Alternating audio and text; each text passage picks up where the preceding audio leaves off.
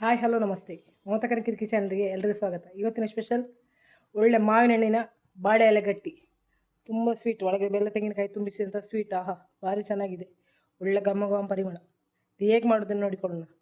ಇದು ಮೊದಲನೇ ಕಾಲದಲ್ಲಿ ನನ್ನ ಅಜ್ಜಿ ಕೂಡ ಮಾಡಲಿಲ್ಲ, ಅದೇ ರೀತಿ ನಿಮ್ಮ ಅಜ್ಜಿಯೂ ಮಾಡಿರಲಿಕ್ಕಿಲ್ಲ. ಆ ಥರದ ಒಂದು ಸ್ಪೆಷಲ್ ತಿಂಡಿ. ಬನ್ನಿ, ಇದಕ್ಕೆ ಏನೆಲ್ಲ ಇಂಗ್ರೀಡಿಯೆಂಟ್ ಬೇಕೆಂದು ನೋಡಿಕೊಳ್ಳೋಣ. ಮಾವಿನ ಹಣ್ಣಿನ ಬಾಳೆ ಎಲೆ ಗಟ್ಟಿ ಮಾಡಲಿಕ್ಕೆ ಬೇಕಾದಂಥ ಮೈನ್ ಇಂಗ್ರೀಡಿಯೆಂಟ್ ಮಾವಿನ ಹಣ್ಣು. ಒಂದು ದೊಡ್ಡ ಮಾವಿನ ಹಣ್ಣು ತೆಗೆದುಕೊಂಡಿದ್ದೀನಿ. ಇದರಲ್ಲಿ 650 ಗ್ರಾಮ್ಸ್ ಇದೆ. ಆದರೆ ಇಷ್ಟು ಪೂರ್ತಿ ಬೇಡ, ನಾನು ಸ್ವಲ್ಪವೇ ಮಾಡೋದು. ಯಾಕಂದರೆ ಇದು ಅರ್ಧ ಮಾವಿನ ಹಣ್ಣು ತೆಗೆದುಕೊಳ್ತಾ ಇದ್ದೇನೆ.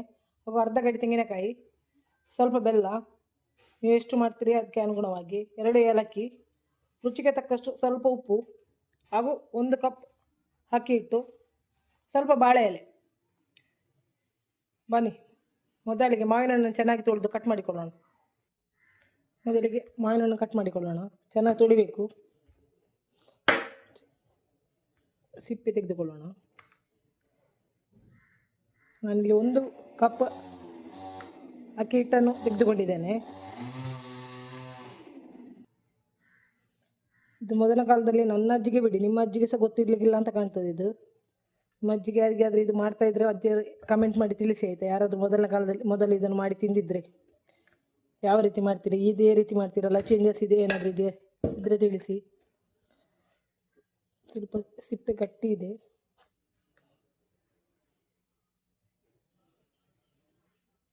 ಇದು ಮಂಗನಪಳ್ಳಿ ಮಾವಿನ ಹಣ್ಣು, ನಿಮಗೆ ಯಾವ್ದು ಬೇಕಾದರೂ ತೆಗಿಬೋದು.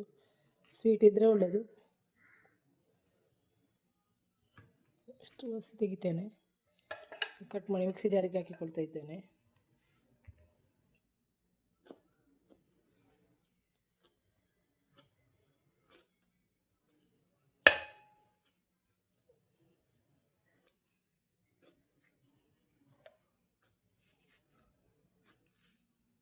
ಒಳ್ಳೆ ಮಾಂಸ ಉಂಟು.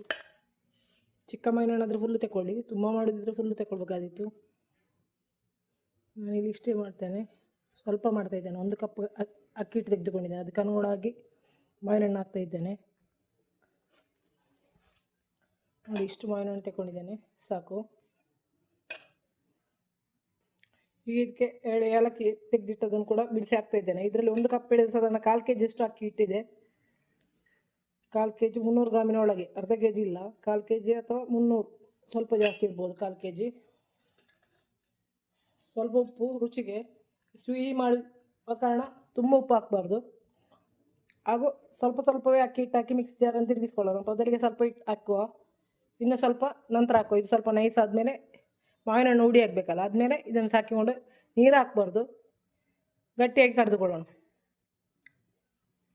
ಈಗ ಮಾವಿನ ಹಣ್ಣು ನೀರು ಬಿಟ್ಟು ಇದು ಈ ಅದಕ್ಕಾಗಿದೆ. ಇನ್ನು ಉಳಿದ ಅಕ್ಕಿ ಹಿಟ್ಟನ್ನು ಕೂಡ ಹಾಕಿಕೊಳ್ಳೋಣ. ಎಲ್ಲ ಒಮ್ಮೆಲೆ ಹಾಕಿಕೊಳ್ಬಾರ್ದು, ಮಿಕ್ಸಿ ತಿರುಗೋದಿಲ್ಲ. ಕೈಯಲ್ಲೇ ಮಿಕ್ಸ್ ಮಾಡಿಕೊಳ್ಬೋದು.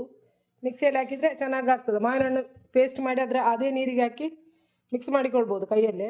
ನಾನು ಮಿಕ್ಸಿಯಲ್ಲಿ ಒಮ್ಮೆ ತಿರುಗಿಸ್ತೇನೆ. ಈಗ ತಿರುಗಿರೋದು ಗೊತ್ತಿಲ್ಲ, ಸ್ವಲ್ಪ ಗಟ್ಟಿ ಆಗ್ಬೋದು, ನೋಡುವ. ಒಂದು ಸಲ ತಿರುಗಿಸಿ, ಹಾಗಾದರೆ ಕೈಯಲ್ಲಿ ಮಿಕ್ಸ್ ಮಾಡು. ನೋಡಿ, ಈಗ ಈ ಅದಕ್ಕಾಗಿದೆ.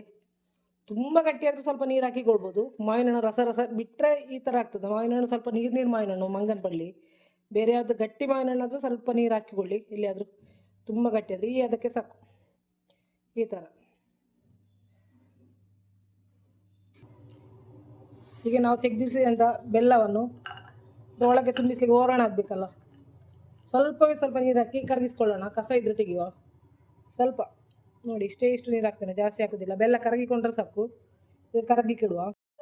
ಬೆಲ್ಲ ಕರಗೋತ್ತಲ್ಲಿ ನಾನು ಸ್ವಲ್ಪ ಬಾಳೆ ಎಲೆ ತೆಗೆದುಕೊಂಡಿದ್ದೇನೆ. ಇದನ್ನು ಚೆನ್ನಾಗಿ ತೊಳೆದು ಉಜ್ಜಿಟ್ಟುಕೊಳ್ಳೋಣ. ಬಾಳೆ ಎಲೆಯನ್ನು ಚೆನ್ನಾಗಿ ತೊಳೆದು ಉಜ್ಜಿಟ್ಕೊಳ್ಳೋಣ. ಈ ರೆಸಿಪಿನ ನಾನು ಮನೆಯಲ್ಲಿ ಫಸ್ಟ್ ಟೈಮ್ ಟ್ರೈ ಮಾಡೋದು. ನನ್ನ ಫ್ರೆಂಡ್ ಒಬ್ಬರು ಮಾಡಿಕೊಟ್ಟಿದ್ರು, ಅದನ್ನು ನಾನು ತಿಂದು ನನಗೆ ಇಷ್ಟ ಆಯಿತು. ಹಾಗೆ ನಿಮಗೆ ಕೂಡ ಈ ರೆಸಿಪಿನ ಹೇಳು ಅಂತೇಳಿ ಮಾಡ್ತಾಯಿದ್ದೇನೆ. ನಿಮಗೆ ಇದು ಇಷ್ಟ ಆದರೆ ಒಂದು ಲೈಕ್ ಮಾಡಿ, ಕಮೆಂಟ್ ಮಾಡಿ. ಆಗಲ್ಲ ಮೊದಲೇ ನಿಮಗೆ ಇದು ತಿಳಿದಿದ್ರೆ ಅದನ್ನು ಕೂಡ ಕಮೆಂಟ್ಸಲ್ಲಿ ತಿಳಿಸಿ. ಯಾರೆಲ್ಲ ಮೊದಲೇ ಟ್ರೈ ಮಾಡಿದರೆ, ಅಲ್ಲ ಬೇರೆ ಯಾವುದಾದ್ರೂ ರೀತಿಯಲ್ಲಿ ಮಾಡ್ತೀರಾ ಮಾವಿನ ಹಣ್ಣಿಂದ ಈ ಥರ, ಅದು ಕೂಡ ತಿಳಿಸಿ.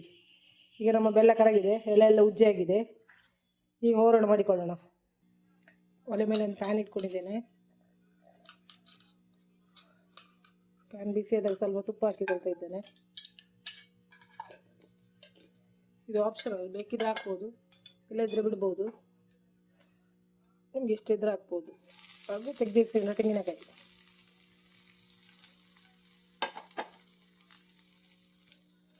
ಸ್ವಲ್ಪ ಬಿಸಿ ಮಾಡಿಕೊಳ್ಳೋಣ.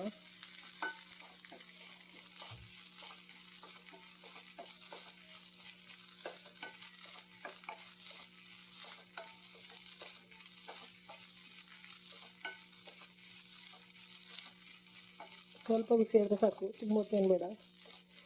ಈಗ ನಮ್ಮ ಕರಗಿಸಿಟ್ಟಂಥ ಬೆಲ್ಲವನ್ನು ಕೂಡ ಹಾಕಿಕೊಳ್ಳೋಣ. ಇದರಲ್ಲಿ ಏನಿಲ್ಲ, ಕಾಳಿಸಿ ನೋಡಿದ್ದೇನೆ, ಹೇಗೆ ಮಣ್ಣು ಯಾವುದಿಲ್ಲ.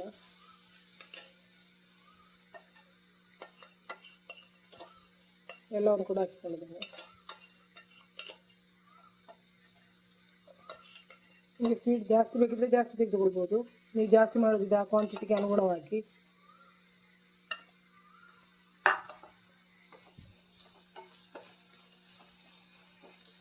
ಸ್ವಲ್ಪ ಹೊತ್ತು ಕೈ ಆಡಿಸುವ.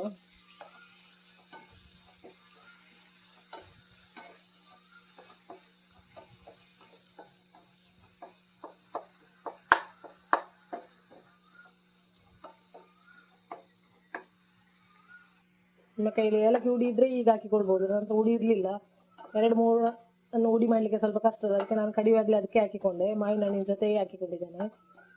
ನಿಮ್ಮ ಹತ್ರ ಹುಡಿ ಇದ್ದರೆ ಈಗ ಇದಕ್ಕೆ ಹಾಕಿಕೊಳ್ಬೋದು. ಸ್ವಲ್ಪ ಇದರ ನೀರಿನ ಪಸೆ ಹೋಗಿ ಸ್ವಲ್ಪ ಡ್ರೈ ಆದರೆ ಸಾಕು.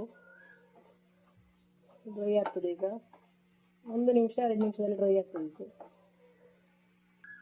ಇದು ಸ್ವಲ್ಪ ನೀರಿನ ಪಸೆ ಎಲ್ಲ ಹೋಗಿದೆ, ಸ್ವಲ್ಪ ಗಟ್ಟಿಯಾಗಿದೆ. ಗ್ಯಾಸ್ ಆಫ್ ಮಾಡಿಕೊಳ್ಳೋಣ. ಸ್ವಲ್ಪ ಭೂಮಿಗೆ ಸಹ ಅಭಿಷೇಕ ಮಾಡಿದ ನನ್ನ ಕೈಯಿಂದ ಕೆಳಗೆ ಬೀಳದೆ ಯಾವುದೇ ಐಟಮ್ ರೆಡಿ ಆಗೋದಿಲ್ಲ ನೋಡಿ. ಸ್ವಲ್ಪ ತಣಿಲಿಕ್ಕೆ ಬಿಡುವ. ಹೂರಣ ತಣಿಲಿ, ಅಷ್ಟೊತ್ತಿಗೆ ನಾವು ರೊಟ್ಟಿ ತಟ್ಟಿಕೊಳ್ಳೋಣ. ಗಟ್ಟಿಗೆ ರೊಟ್ಟಿಗೆಲ್ಲ ಇದು ಕೈಗೆ ಸ್ವಲ್ಪ ನೀರು ತಾಗಿಸಿ ಸುಲಭದಲ್ಲಿ ತಟ್ಟಲಿಕ್ಕೆ ಬರ್ತದೆ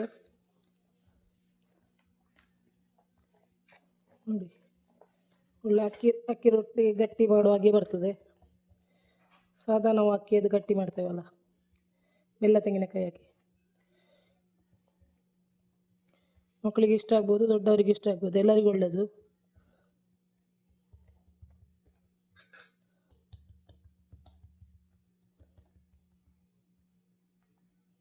ತಟ್ಟಿಕೊಳ್ಳೋಣ. ಇನ್ನೊಂದನ್ನು ಕೂಡ ತಟ್ತೇನೆ.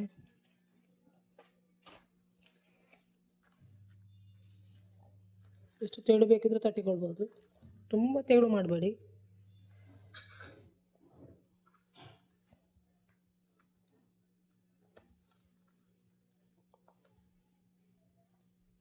ತುಂಬ ದಪ್ಪನು ಮಾಡಿಕೊಳ್ಬೇಡಿ, ಅದಾದಲ್ಲಿ ತಟ್ಟಿ.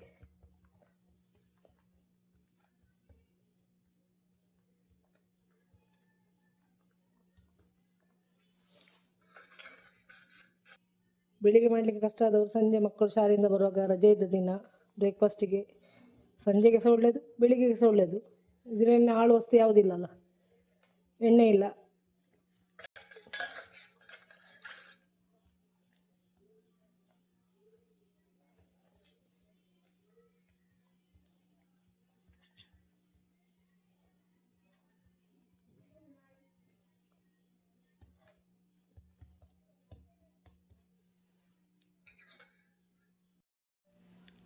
ಎಲ್ಲವನ್ನು ಕೂಡ ಮಾಡಿ ತೆಗೆದಿದ್ದೇನೆ.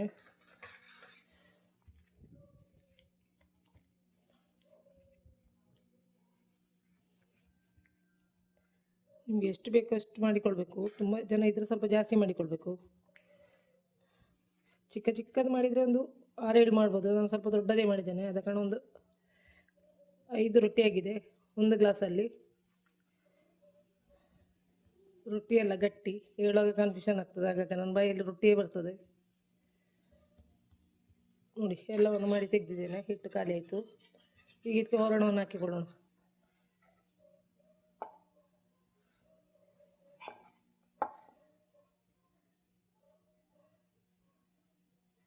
ಇದಕ್ಕೆ ಇಟ್ಟು ಮಡಚಿಕೊಳ್ಳೋಣ ಎಲೆಯನ್ನು ನೋಡಿ. ಸ್ಟೀಮಲ್ಲಿ ಬೇಯಿಸಬೇಕು. ನಾವು ಎಲ್ಲ ಗಟ್ಟಿಯಾಗಿ ಬೇಯಿಸ್ತೇವೆ ಅದೇ ರೀತಿಯಲ್ಲಿ ಇದನ್ನು ಕೂಡ ಎಲ್ಲದಕ್ಕೆ ಸಹ ಹಾಕಿಕೊಳ್ಳೋಣ. ಜಾಸ್ತಿ ಸಿಹಿ ಬೇಕಿದ್ರೆ ಜಾಸ್ತಿ ಹಾಕಿಕೊಳ್ಬೇಕು. ಮಾವಿನ ಹಣ್ಣು ಹೊರಗಡೆ ಮಾವಿನ ಹಣ್ಣು ಸಿಹಿ ಮಾತ್ರ, ಜೋರು ಸಿಹಿ ಇಲ್ಲ. ಒಳ್ಳೆ ಫ್ಲೇವರ್ ಇದೆ, ಮಾವಿನ ಹಣ್ಣಿಗೆ ಒಳ್ಳೆ ಸ್ಮೆಲ್ ಬರ್ತಾ ಉಂಟು. ಲೈಟ್ ಸಿಹಿ ಇದೆ, ಒಳಗಡೆಯಿಂದ ತುಂಬ ಸಿಹಿ. ಎಲ್ಲವನ್ನು ಕೂಡ ಇದೇ ರೀತಿ ಮರ್ಚಿಕೊಳ್ಳೋಣ.